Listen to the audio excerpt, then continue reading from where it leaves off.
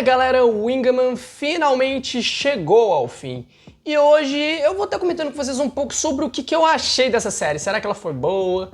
Será que não? Será que ela superou as expectativas? Será que decepcionou? Vamos descobrir isso hoje. Pra quem não viu o primeiro vídeo que a gente fez sobre a série, tá apresentando o Wingman e trazendo as primeiras impressões, e tá se perguntando, afinal de contas, o que raios é o Wingman? É um Kamen Rider? É um Metal Hero?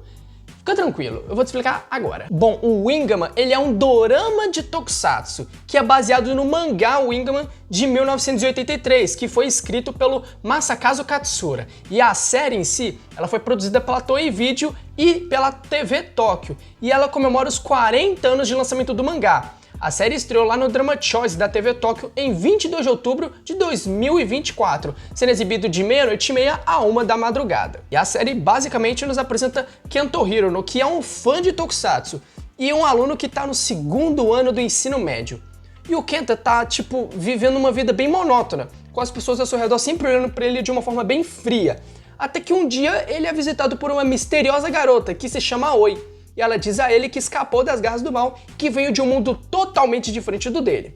E quando o Kenta meio que desenha o seu herói imaginário, que é o Wingman, no livro dos sonhos da Aoi, ele realmente acaba ganhando a habilidade de se transformar em Wingman. E com isso, agora o Kenta tem o poder de se transformar no herói que ele sempre quis ser. Porém, começam a aparecer vários assassinos que foram enviados atrás da Aoi. E agora cabe ao Kenta proteger não apenas a Aoi, mas seu mundo também. Será que ele vai estar pronto para isso? Basicamente, é disso que se trata a série do Wingman. Mas aí você me pergunta, poxa Thiago, mas afinal de contas, quem são os personagens que você citou nessa sinopse? Quem que faz essa história andar? Bom, nessa série a gente tem o protagonista da série, que é o Kenta Hirono, que é o Wingman, o herói da série. Cara, o Kenta, ele é um cara que representa a gente. Aí você me pergunta, a gente quem? A gente que é fã de tokusatsu. Cara, o Wingman, ele meio que é uma série muito boa. O Kenta, falando mais específico do protagonista dessa história, ele é um personagem muito legal. Por muitas vezes ele representa a gente na questão de ser fã de tokusatsu, na questão de ser fã de Kamen Rider, de Metal Hero, de Super Sentai. Se você vê o quarto do cara, ele é o sonho de consumo de qualquer fã de tokusatsu. Eu já disse e repito, é o sonho de consumo. E cara, ele nessa série, ele é um personagem que cresce muito bem, ele tem a questão de que ele é meio que... Ele sempre quis ser um herói, que sempre quis estar lá, lutando, protegendo as pessoas, e ele acaba conseguindo isso. E a forma como ele meio que lida com tudo isso é bem legal de ver. O desenvolvimento que ele tem, o amadurecimento que ele tem durante toda a história, com os acontecimentos da série, é algo muito legal, algo muito surreal de assistir. Então, pra mim, o Kenta, ele é um baita de um protagonista, representa várias vezes o fã de tokusatsu que tá assistindo, mas também dá vários momentos de vergonha alheia que, putz, é complicado. Mas, cara, é muito bom, ele é um baita protagonista que, se você for assistir, fica de olho. E também temos a Aoi, que é a garota que é a dona do livro dos sonhos e que aparece na frente do Hirono, né, do Kenta Hirono. E, cara, a Aoi, ela é a melhor personagem dessa série, vai por mim. Ela é a personagem que mais cresce no meio da história, ela se desenvolve muito bem, ela tem os plots próprios, os plots pessoais, que ela tem a questão de que ela tem que salvar o mundo dela, que ela também tem que salvar o pai dela, tem a questão dela com o Kenta, né, que é algo muito legal, muito bem trabalhado. Então, cara, a Aoi, ela é a melhor personagem dessa série disparada, ela é a que mais cresce, a que mais evolui e que, pra mim, você tem que ficar de olho. E também a gente tem a Miko Ogawa, que é a garota por quem o Kenta é apaixonado. Cara, ela é uma personagem, eu vou ser sério com vocês, ela é uma personagem de fundo. E assim como tem outros personagens de fundos que eu não vou nem citar aqui, né, porque eles são muitos personagens de fundo. Mas ela, em específico, ela ganha mais destaque que os outros, né, não só por ser uma garota que gosta do Kenta e que o Kenta gosta dela, mas também por ser uma personagem que ajuda o Kenta a evoluir, que acaba ganhando o seu, digamos, o seu momento de... Ela tem seus momentos de importância na história, tanto para ajudar o Kenta, quanto para ajudar ele a evoluir, como também com a Aoi. Então, pra mim, ela é uma personagem que tem ali o seu grau de importância nessa história e que ela é muito importante para crescimento e evolução do Kenta. E a gente também tem o Rimmel, né, que é o vilão final da história da série. Ele é muito citado durante a história, a gente não vê ele muito, mas o que dá pra dizer é que ele é o vilão final. ele dá um certo trabalho pro Kenta ali na reta final e tudo mais, mas é basicamente isso que eu tenho pra falar dele. Ele é o vilão final que dá ali um trabalho pro Kenta. Diferente do Kitakura, que começa como um vilão e no fim das contas vira o rival do Wingman. Cara, o Kitakura ele é um baita personagem, ele é um grande ponto-chave para muitos acontecimentos da história, então fica de olho nesse cara porque, meus amigos, ele é um baita vilão. E a gente também tem outros personagens de fundo, né? A gente tem uma garota que tem a vontade de ser jornalista, não me recordo o nome dela, tá? Peço até desculpas. E a gente tem os amigos do Kenta. Eu não vou citar eles aqui em específico, por quê? Porque eles não têm lá tanto destaque em questão de história. Eles não têm lá um papel relevante na história.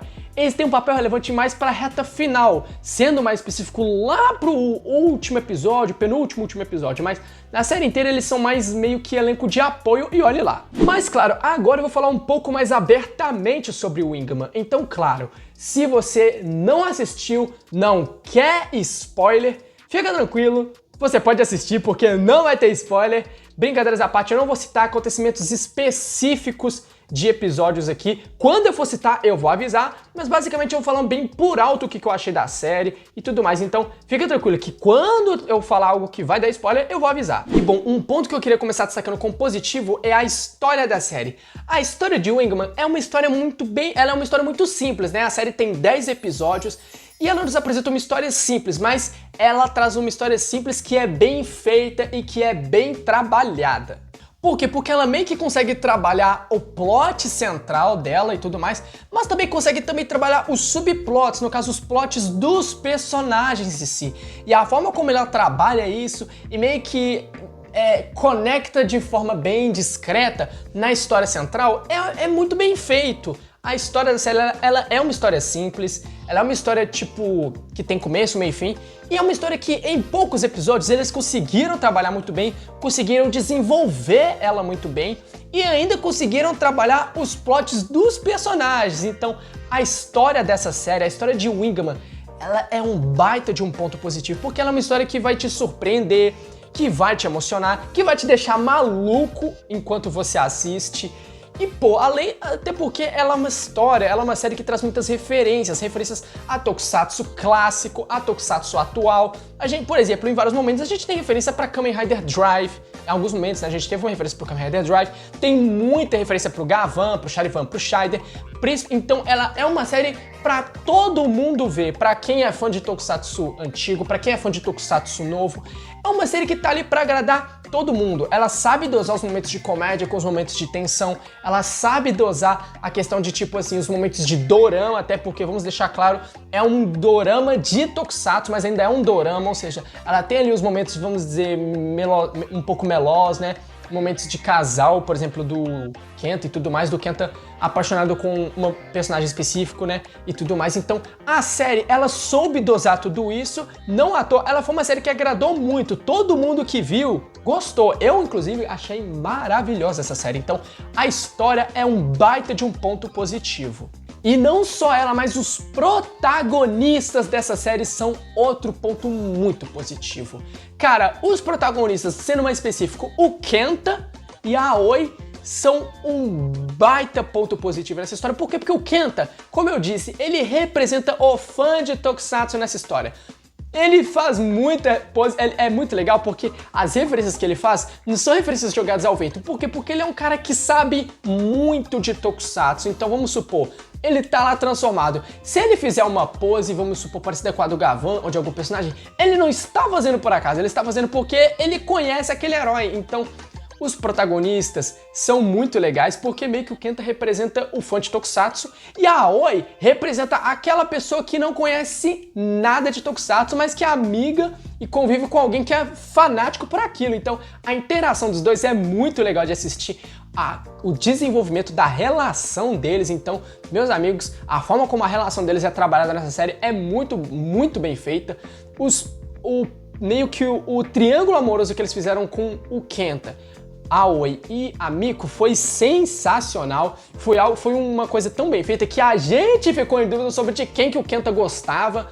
Então, como eu disse, os personagens, sendo mais específico, os protagonistas dessa história, são um baita de um ponto positivo. Por quê? Porque eles entregam tudo o que a gente espera. Eles entregam momentos de ação, momentos de tensão, momentos engraçados, entregam tudo o que a gente espera. E as cenas de luta então, meus amigos, as cenas de luta dessa série são sensacionais.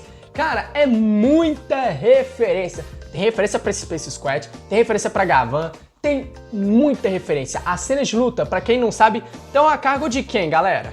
De Koichi Sakamoto. Então aí você já viu que o negócio tá bem feito mesmo. Então, pô, as cenas de luta são maravilhosas. Tem referência easter egg até nisso pra vocês terem ideia. Então, meus amigos, as cenas de luta são maravilhosas. E o que dizer da luta final, meus amigos? Cara, a luta final dessa série, ela é maravilhosa.